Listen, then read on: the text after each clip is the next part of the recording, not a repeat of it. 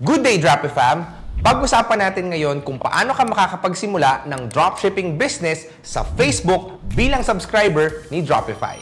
Once registered and subscribe ka na kay Dropify, makakatanggap ka ng 3 tools for your dropshipping business. Una na dyan, ang Google Drive na naglalaman ng mga pictures ng products ng subscribe catalog mo. Pwede mo itong gamitin at i-edit para i-advertise ang mga products na binibenta mo.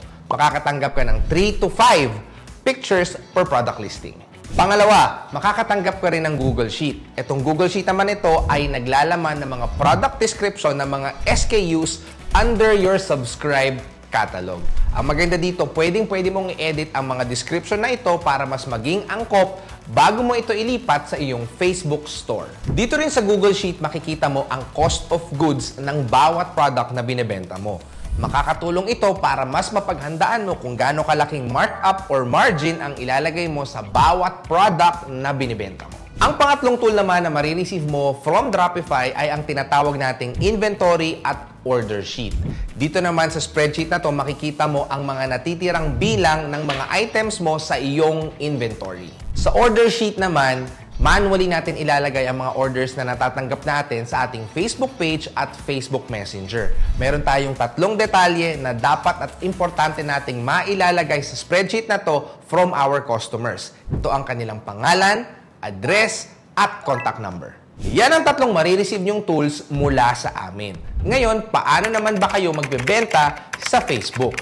Pwede kayong gumawa ng Facebook page na pwedeng magsilbing inyong online store. To create your Facebook page, punta lang kayo sa facebook.com/pages/create. Kapag nag-load na ito, ilagay mo lang ang gusto mo na page name, category, at description sa kanilang respective fields. Mas maganda na lagyan mo ng iyong Facebook page ng mga pangalan at impormasyon na related sa iyong catalog para madaling malaman ng mga customer kung ano ang iyong products. Kapag nalagyan mo na lahat ng field, ay pindutin mo lang ang create page para magawa na ang page mo at makapagsimula ka ng maglagay ng profile picture at cover photo. Congratulations! Ngayon ay meron ka ng Facebook store with Dropify.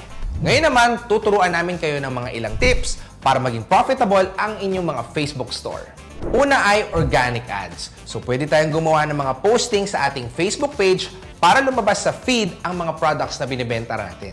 Pwede rin tayong mag-post sa iba't ibang Facebook groups para mas marami ang makakita ng inyong mga product offerings. Sunod naman ay paid ads. Sa pag-allocate natin ng budget para i-advertise ang mga products natin sa Facebook, mas marami ang potential na makakita ng ating mga products na binibenta.